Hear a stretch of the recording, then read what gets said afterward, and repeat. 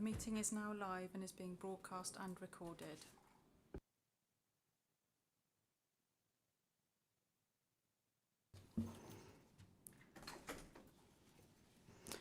Good evening and welcome to the meeting. Please can I remind everyone this meeting is being broadcast and recorded. If there are any technical issues, please bear with us. I want to take a minute to welcome our parent governor representative, Victoria Hill, who is online, as this will be her first meeting. Agenda item 1, apologies for absence. Sorry, it's not my first meeting. I've been coming for over a year. Sorry, I meant the first meeting since we've been here. So hello and welcome. I also came to the last meeting, but that's fine. Oh, sorry, really sorry. So welcome, hi. Agenda item 1, apologies for absence. Are there any apologies for absence? I have received apologies from Councillor Pickering and Councillor Forster.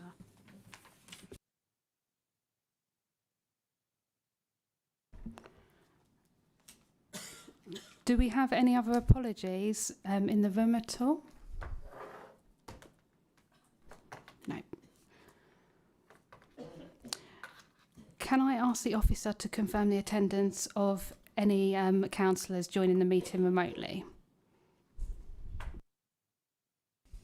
Commissioners joining remotely, please turn on your microphone and state that you are present when I call your name. Anyone who does not respond will be recorded as giving their apologies.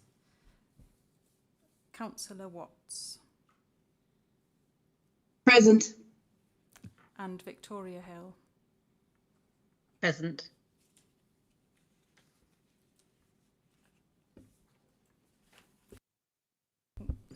Councillors who are not members of the Commission who have joined the meeting, please confirm your attendance when I call your name.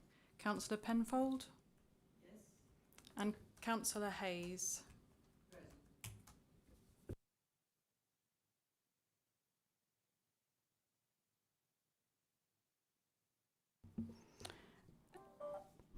Agenda item 2 is to recommend for approval as a correct record the minutes of the Overview and Scrutiny Commission meeting held on the 31st of August 2023. Does anyone have an issue with the accuracy of the minutes?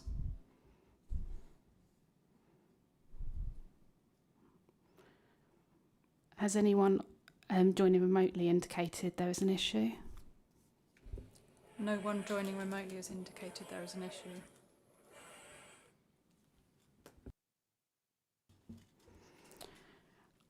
I move acceptance of the minutes. Councillor Watts, are you happy to second the minutes as a correct record? Yes, happy to second. Thank you, Councillor Watts. Those are agreed.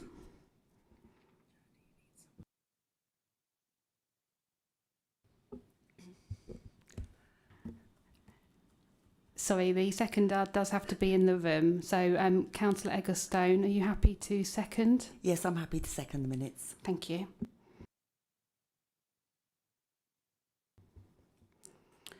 So, agenda item 3, declarations of interest. The full text for declarations of interest is set out on the agenda papers at item 3. Does any councillor have a disclosable pecuniary interest or an affected interest to declare? Please also declare the nature of the interest. Yes, Councillor Irvley. Yeah, I have got an affected interest to declare as the company I work for professionally undertakes work from time to time for Thames Water, and I personally am involved in this work from time to time. Thank you, Councillor Irvley.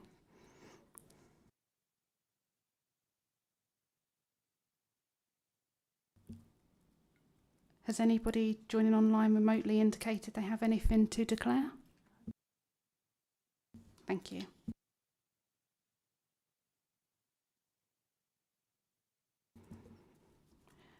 Agenda item 4, which is urgent items of business, and agenda item 5, public participation. There are no urgent items of business or requests for public participation. Thank you. So agenda item 6, draft council plan 2023 to 2027.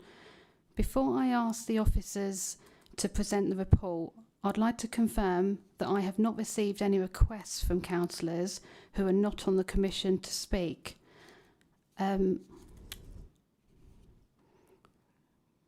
I check this? No. Okay. Okay, so on to our substantive item. We have Andrew Hunter, Executive Director, Place Planning and Regeneration, and Katie Flint, our Policy and Performance Lead, with us online. Andrew's in the room. Would one of you like to do a brief introduction to the report, please? Thank you, Chair. I'll do a very brief introduction and then just hand on to Katie to give you the details. So I'm Andrew Hunter, I'm the Exec Director for Place Planning and Regeneration, sit on the corporate management team. So the council plan is obviously essential to the organisation's policy framework and its effective operations, and it outlines the priorities for the council in the coming 4 years and focuses on the work that we'll be doing up to 2027. As you know, the development of the council plan is based on extensive engagement and development and has led to that incorporating significant feedback to get the structure and the wording of the plan correct. The content of the plan has been tested so that it remains relevant for the period of plan, but also remains ambitious, deliverable, and is set in the context of the council's available budget. The plan seeks to promote an ambitious, resilient and sustainable organisation. I'll hand on to Katie Flint, our Policy and Performance Lead, who's been instrumental in pulling this together, and she'll give you a short presentation on the plan. Thank you very much, and thank you, Chair. I will add just a few more words to what Andrew Hunter has just shared with you. But as you'll see in your report pack, we've brought you the draft of the new council plan today. And as mentioned, there's already been a wide number of opportunities for engagement with councillors, and we're really pleased to therefore have been able to bring that together into the plan that you see today. The plan itself will also be part of the underpinning for the development of the Overview and Scrutiny Commission work programme. Hence your involvement in the council plan development is very much invited. So as Andrew mentioned, the plan is set around a structure of 3 borough priorities and also an internally focused theme. The plan is very much ambitious, particularly in the approach to setting goals and objectives that require our close working with partners. But this very much reflects the recognition that to get the best results for residents, the whole system must work together to create this. The plan provides the framework to develop these partnerships and conversations further. So as mentioned, the plan itself sets the strategic goals and key results for the next 4-year period. However, I'll also provide a reminder that there'll be very much more detail for the specific activity and the initiatives that services will be doing within each of the directorate service plans. So these directorate level service plans will be developed in the coming months once this strategic plan that you have today, once that's agreed. These service plans are being developed as part of the current budget planning conversations, so we'd emphasise that the council plan itself doesn't require any additional financial commitment, but activity will be managed within existing budgets. And then finally, any further feedback from you today will be brought to the executive as part of the review that they'll be doing next month for the council plan, so changes from tonight can be considered by them for incorporation into the final version. That's all I'll say by way of introduction, but would welcome any questions on the content of the plan. Okay. Sorry, are there any questions for the officers arising from the report? When you ask your question, it would be helpful if you refer to the relevant section within the report that you are referring to. We will spend up to 20 minutes taking questions on the report before moving into debate. So, Councillor Haffordgy. Thank you. Yeah, so in the lead up to this, I've been in communication with Katie about this, and I've sort of found some minor typos in it that I believe have been addressed or are being addressed. Being me, my question is related to climate change and the environmental theme. And for the council to reach net zero, we've really got two things we need to do. One is we need to reduce our emissions, which is very well covered in the plan. But the other thing on the council estate is we also need to increase the amount of renewables we're producing, and that isn't actually mentioned in the plan. We don't mention increasing renewables anywhere. Katie has mentioned that she's sort of taking this into consideration, and she will be making some minor modifications in this area. I was wondering if she can give us any more information on those modifications, please. Chair, if I may answer directly there. Thank you. Yes, there's a number of options that could be made as modifications within this. So if the Commission would like to recommend that to Executive, we could look to include an additional measure within the Green and Sustainable Environment section. So we could have a look at options related to energy usage and potentially exploring a bit more specifically around renewable energy. We would have to look at the detail of what's possible within the metrics available, but should you wish to recommend that to Executive, we can explore that further. And I'd also emphasise that there would be the opportunity for services to include more detail related to activity and projects within that sphere of renewable energy work as part of the service planning process. So again, this may be something that you wish to recommend to Executive following today. Thanks. Thank you. Councillor Barnard. Thank you very much. I'd like to go to page 15, please, which is the under the heading, children have quality education opportunities to fulfil their potential.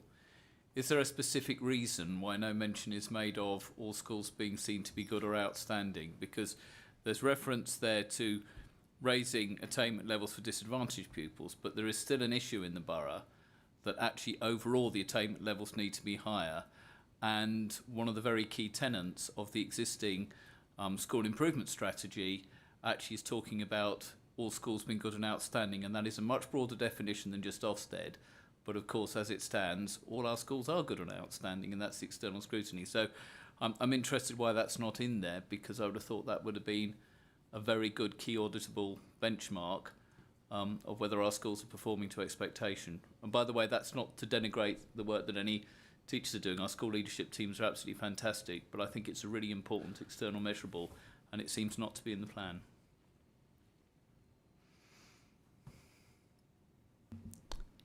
Yeah, would you like to answer that, Katie? Yeah. Thanks. Apologies, I can't see fully in the room, No, so no. please do. Thank you, Councillor Barnard. That actually highlights a minor error that we've got in there, that the point number 4 within that first goal on page 15 is actually a duplication of another one. So that is to be corrected. I've highlighted that within the notes, that should actually in fact be exactly what you mentioned. It should be an Ofsted measure related to good or outstanding. The suggested one that is in there, that once we've corrected it, it will be updated to includes both schools and early years settings, and it was felt that was important going forward. So hopefully that addresses that. Yep, Councillor Barnard. Thank you very much, Katie. I'm reassured by that, because that has been something which has driven this council forward for 25 years. Actually, I want to go further than that to say, I think if you can have reference to the current existing school improvement plan, it talks about the Bracknell Forest standard, and that's wider than the Ofsted standard. And that's really important, because actually by having a standard that is wider than the Ofsted one, you pick up on all the emotional wellbeing, mental health support and some of the other things as well. And that actually prepares you better for that external audit and scrutiny going forward, because it's always one step ahead of the minimum. Because I think schools are way bigger than the Ofsted ratings. I mean, that's the external one. So, I mean, I'd be interested if we could just double check that, and with Councillor Bailey just work through to make sure that we pick up that broader standard within that improvement strategy, because it has been very effective in driving up standards in our schools.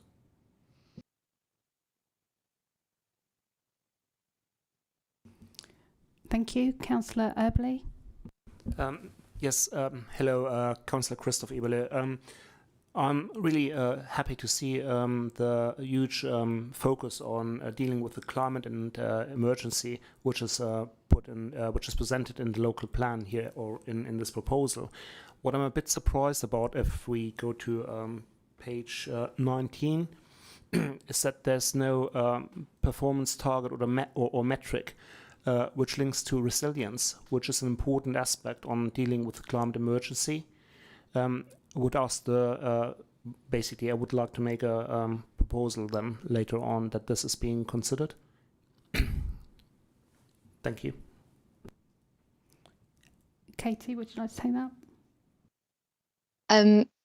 Just a minor reflection on that. So that's really helpful and something that we have looked at with our climate change team in terms of both, as you say, the preventative work to reduce some of the impact of carbon and climate emissions, but also the adaptation and the resilience. What we found particularly difficult is identifying what available metrics and measures would be related to resilience. It's difficult to measure that impact through metrics. So I think that would be an area of work that could be picked up in a lot more detail in the service plans for the work that could be happening on the ground to address it. But we can look into that further. May I answer to that directly? Yes. Thank you. Typical metrics, I mean, you might not be surprised hearing that from me, might be unplanned sewage discharges over the year and how these are being dealt with. This is also something which might link to emerging local plans and planning regulations, which we as Bracknell Force might want to adopt.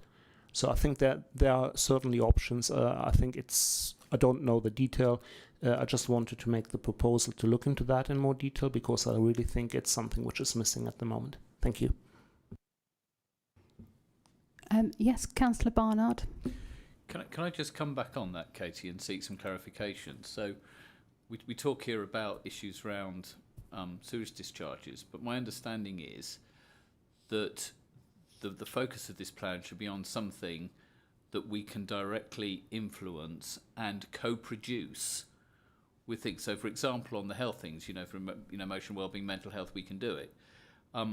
Is the relationship that one might have with a local sewage provider like Thames Water and the council such that actually we could have a meaningful target where we can hold to account, which is what the scrutiny panel will be doing, and seek high level engagement. But can we actually, in brackets, stop that? No, we can't. So the issue there is it's not a measurable target, but we have other mechanisms such as scrutiny and others and things we can do because we can't actually have a target to stop something. I think we're moving to. Yeah, apologies, but I think we're moving to discussion at the moment. I'm just asking a question about the principle whether you can have in a plan a target with something that actually we have absolutely no direct influence over, in the same way that we do other services. If we can, great. But if we can't, I think that might need to be addressed to a slightly different approach. Well, I would argue that we have definitely the powers to log and record the events of sewage discharges. We can't directly influence how often Thames Water releases the water. Councillor Barnett is obviously completely right, but I think there might be metrics how we can assess the impact of our new developments in our borough and the impact of those on the sewage generated and the sewage discharges. And I think this would link everything together. It's perhaps a bit, it's perhaps a bit detailed, I agree to that.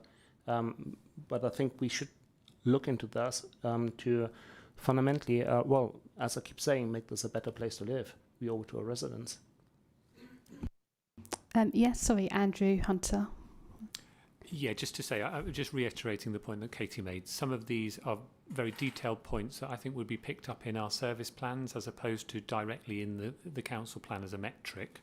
But when we come to the end of, once you move into discussion, we can have a vote on what you take forward to the executive. But I think that in particular probably falls within my service area and likely would be in our service plan, and we would pick it up there. Okay, Councillor Egglestone. Thank you. Katie, Caroline Eggleston. My question is regarding residents can access appropriate care suitable for a changing population. A couple of things around this. Where it says older people still at home 91 days after hospital discharge, is there also going to be built into that how many days that we're looking that they should not be in hospital after they have been basically told they can go. Is there a target for that for social services to have set up the care at home? Increasing long-term support being delivered at home, what do we actually mean by that? Is that by nursing, support workers? What are we looking as a council to be able to influence, and hopefully looking at apprenticeships, etc., that could work around that?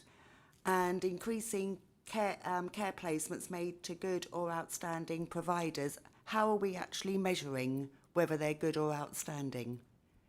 What data are we going to use to actually say, right, they're the ones we're going to use? Thank you. Katie? Thank you, Councillor. Thanks, Chair. So a couple of points on there. I will pick each of them up in turn, if that's okay. And some of the detail, I'll need to go back to the service areas on for some of those. Regarding the 91 days after hospital discharge, we've had some further conversations related to that particular metric since this draft version. As we mentioned at the start, this is very much still evolving. That particular one, we have raised some questions over in terms of the data frequency and the sample size of that data set. So the suggestion has actually been to swap that one to a measure related to satisfaction with social care support. So we've suggested a slight change to that one since the draft that you've seen there. And that would be measured through the Adult Social Care Outcomes Framework standardised measure. So that's a nationally recognised measure there that we can benchmark ourselves against. In terms of the long-term support being delivered at home, so that would be specifically the metric around percentage of long-term support residents not in residential care or nursing care. So again, that's a metric that the teams within the service areas have as part of their performance metrics that are available. So if you'd like further definition information on that, we can go back and take that away so I can get a bit more detail for you on it. And then thirdly, the one around care placements to good or outstanding settings, similar again in terms of that one is the specific metric there is based around the percentage of care placements that we commission as part of the services provided into placements that are good or outstanding based on the CQC rating. So it's the people that we support into their care placements where they've gone to good or outstanding settings. We'd obviously be hoping that the highest proportion of people as possible will be placed in those good or outstanding care settings. Again, if you'd like more detail on that, that's something that we can take away for the service areas to come back to you on, but hopefully that gives a bit more information. Thank you, Katie, much appreciated. Sorry, Councillor McLean, did you have a question? Yeah. Thank you, Councillor McLean. As you say, these are ambitious targets, and all of us as members of the council want these to succeed for the benefit of our residents. And clearly these are going to be reviewed in the context of the Commission and the individual panels. But are we going to have an opportunity as a Commission to look at this in a holistic way at the end of the 4-year period so that we can actually judge how successful the Council has been in meeting these ambitious targets? Because I think our residents will quite rightly expect us to deliver outcomes for them. And I think it would be beneficial for us as a Commission, and also more importantly for our residents, for us to take stock of where this council has got to with this council plan, this 4-year council plan at the end of the period, so that residents know exactly what has been successful, what hasn't been successful, and the reasons for achievements and underperformance, shall we say.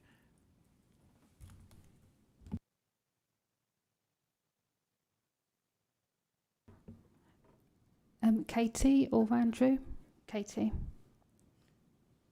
In terms of the scheduling of the overview and scrutiny and the topics for conversation, that's perhaps one that colleagues can answer perhaps and more can come in terms of scheduling.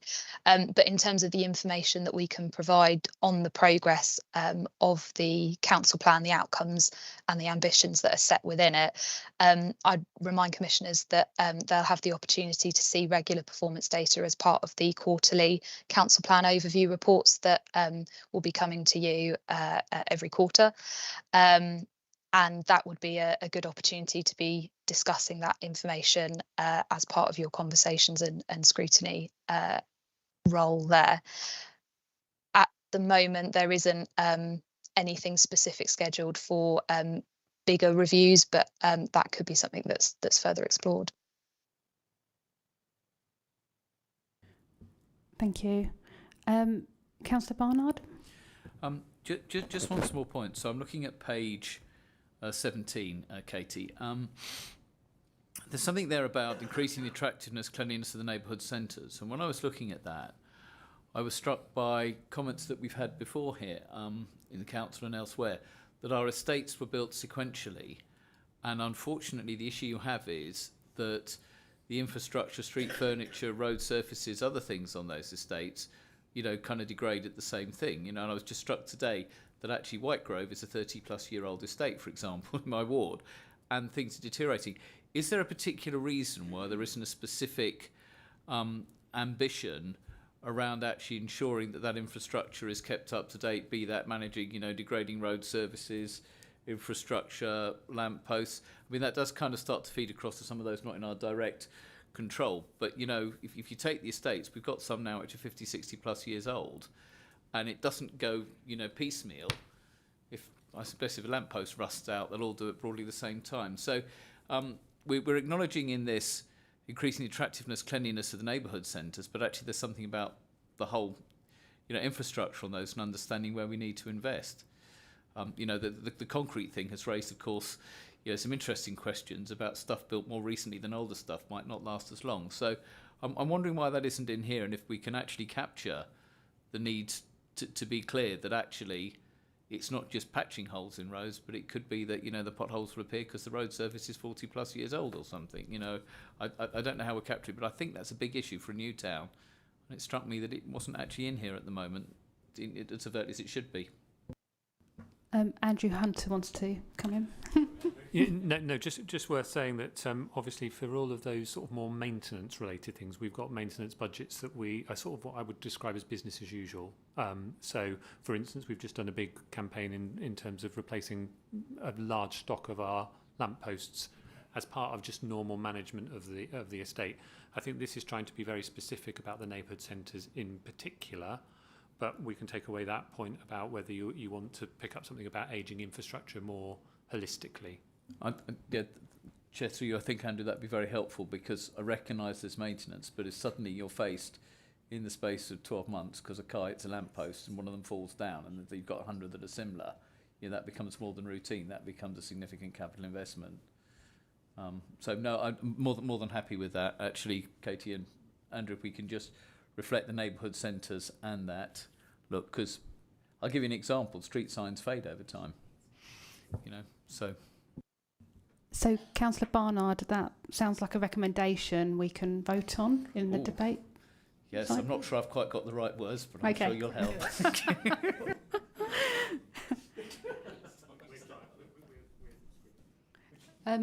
Do we have any questions online? I think Councillor Watts had her hand up.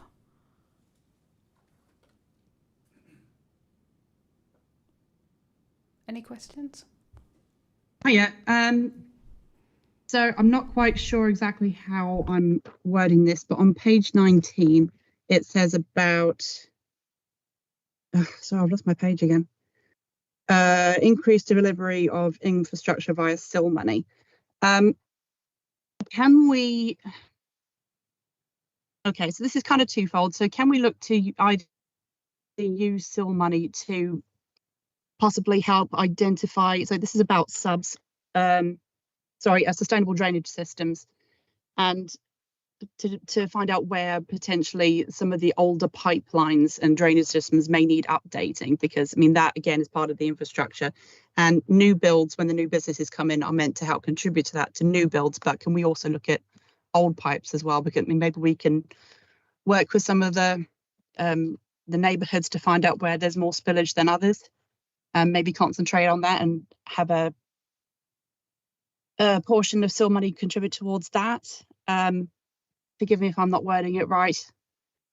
Basically, the bee in my bonnet at the moment is making sure that all our drainage systems are up to code. And I know some of them were built, before there were this many people living in Bracknell. I think that's something we need to address. Thank you. Yes, Andrew's going to answer that. Yeah, so broadly similar to the previous question about ageing infrastructure, and we'll pick that up as one of the recommendations to vote on. SIL money is usually used for capital investment into new infrastructure. So again, similarly to the point I made before, we have budgets that we use to do maintenance and some replacement. So we've done quite a lot of work on our gully replacement and gully cleaning and cleansing, which would pick up those points. But probably too detailed for in this plan, but again, through my service plan, that would be something we would pick up through the kind of the normal management and maintenance of the highway network. So we're happy to pick that up through that process. Thank you, Andrew. Thank you. Do we have any more questions? Councillor Erbley had his hand up first. No, thank you. A comment on our sustainable travel plans, which I really endorse. I think this is great that our council looks into increasing pedestrian, cycle and bus traffic. One thing which tends to scare people off a little bit is, well, apart from the conditions of the roads, which Councillor Barnett has addressed, it's a general, how to say, rowdiness on the roads. And I believe that it would be good to have a target in our local plan to look into reducing reported incidents on the roads by adopting maybe more suitable traffic road design and identifying hotspots and working those out. There's a second part to that. If I may, apologies for speaking at length. Page 27, we have item 341, which is come on, move. Where's it? 341. Increase of sustainable public transport. A note. This just talks about the number of journeys across TVB network. Could we kindly modify that to include all operators, existing and emerging?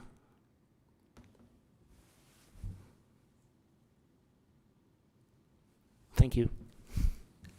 Again, that sounds like that would be another one for voting on in the debate when we go into debate afterwards. Okay. Councillor Egglestone. Thank you. I just wanted to add to Councillor Barnard's suggestion or recommendation regarding the neighbourhoods. Could it be something the executives actually do in order rather than, so it's actually sort of dated to the oldest ones first that really do need doing and then work up? So eventually, I don't know if you actually said that, I do apologise if you did, because some of the areas are 50 to 70 years old, some of the older parts of Bracknell. Again, that's a recommendation more than a question. So should we, if no one else has any other questions, I suggest we move into the debate. Yep. Okay. In order to open the debate, I will move the officer recommendation at 2.1 of the report. Councillor Egglestone, will you second that? Yes, I'll second that.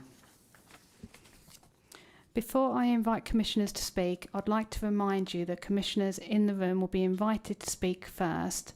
You will be able to speak once and for no longer than 5 minutes.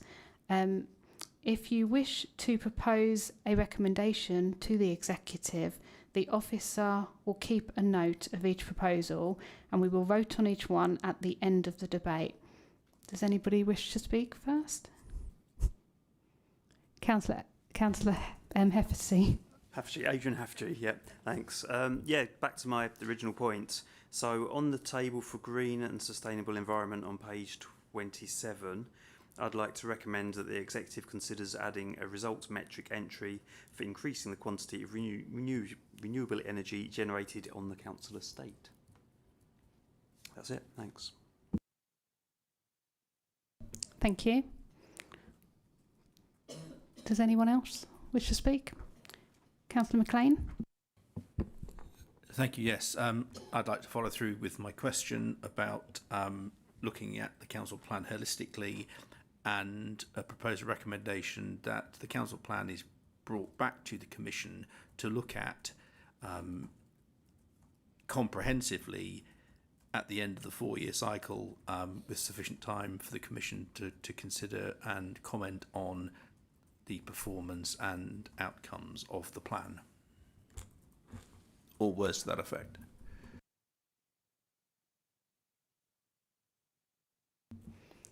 Thank you. Would anyone else like to speak? Councillor Earbley? Yes, I also would like to follow up on the comments which I made so far. I would like to recommend on page 19 that the Executive gives further consideration to maintaining and improving infrastructure resilience by defining suitable performance metrics, such as for raw sewage discharges, as a new point 6 on the table, item 1. I've got other proposals as well to follow up, if you don't mind. Yes, go ahead. Thank you. Following up on road safety, I propose on page 19 again on the third item of the table to amend local transport networks provide choice in travel to local transport networks provide safe choice in travel. Got another one? That's the last one promised. Yes, go ahead. Yep, that would be page 27, item KR341. Sorry, just doesn't scroll as intended. Okay. KR341, the metric for measurement is currently number of journeys across TVB network, proposed to amend or to insert, and other operators after TVB. Thank you. Thank you. Councillor Barnard? Thank you. So I think the first point I'd make in debate is that I was reassured to a significant extent by Katie's comments about all schools being good and outstanding, but we'd just like in the recommendation to ensure that that entails the Bracknell Forest standard as it links to the improvement strategy that's in place, because, as I said, that's the way that you drive not just improvement, and good and outstanding to Ofsted targets, but to the broader needs of students. And I think that will then cascade down to emotional wellbeing, mental health, and other support that you can get in the schools. I think the second one about the neighbourhoods was sort of kind of recognising what you're saying, but from my understanding, the infrastructure in Bracknell Forest, something that was built 50, 60 years ago might actually be in better nick than something that was built in the 60s and 70s. Certainly when it came to school build, that was the case. So it is actually having that recognition, and I think Andrew's making some notes, but it's beyond the maintenance. It's recognising in a new town when communities were built at different times that we need to be cognizant that there will be infrastructure, of an age which might need replacing that goes beyond routine maintenance, and just being, just recognising that could be maybe over mature landscaping and things like that might not be quite as biodiverse as it should be. It could be down to street furniture, road surfaces, and actually I think that kind of feeds a bit into what was being said about road safety design and things like that. Road design has moved on, so if we're upgrading infrastructure in a community, can we actually bring to bear some of that? Provide more car parking spaces for electric charging. All those sort of things fit together. But it was more than maintenance. It was a recognition, from my perspective, that as a new town, those issues will come up in block, and that actually some estates we think of as new are actually now 30 plus years old and are starting to fray at the edges, I think, in some places. So I'm not proposing direct wording, but I'm hoping that we can pick up to the executive some sentiment around that if that's supported. Thank you. Thank you. Do we have any other recommendations in the room? Any online? None online.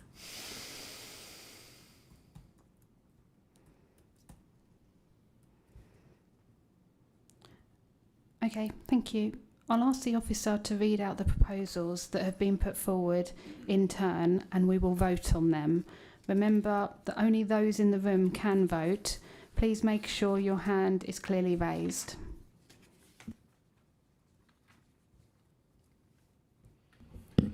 Okay, I'll give this a go. I think the first one was Councillor Haffordgee's, which was related to renewables, and I think your wording was actually spot on. So would you mind just reading yours again? Okay.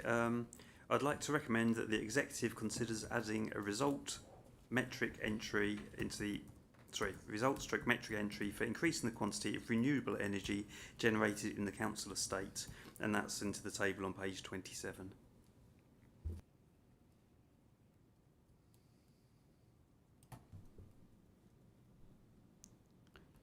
Thank you. Sorry. So everybody who wants to vote for, can you raise your hand now? That was unanimous, so that's vote is carried. Okay, so the second one I have is retain all schools to be good and outstanding. Retain all schools and early year settings to be good or outstanding, in line with the Bracknell Forest standard as set out in the improvement strategy.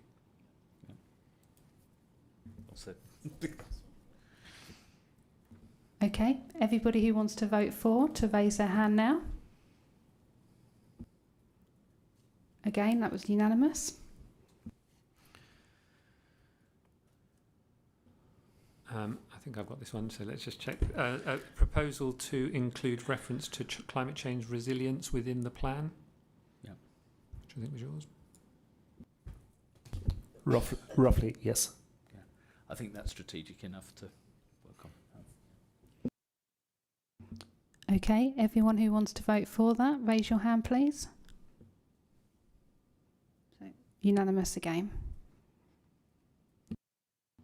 Okay, so the next one is seek to improve and replace ageing infrastructure that goes beyond standard maintenance.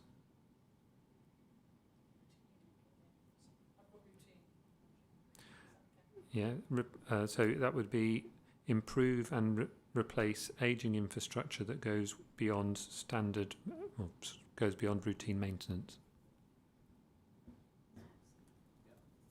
Yep, everybody who wants to vote for that. Again, unanimous. Okay, and the next one's Councillor McLean. So proposed that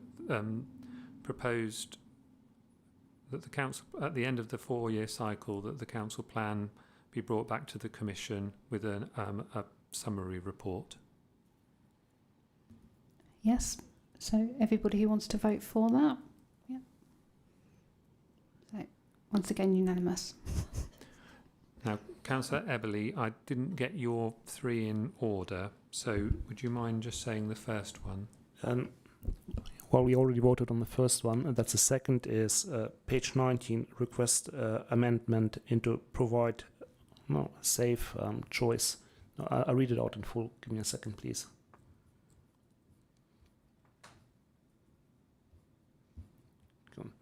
So, local transport networks provide safe choice in travel.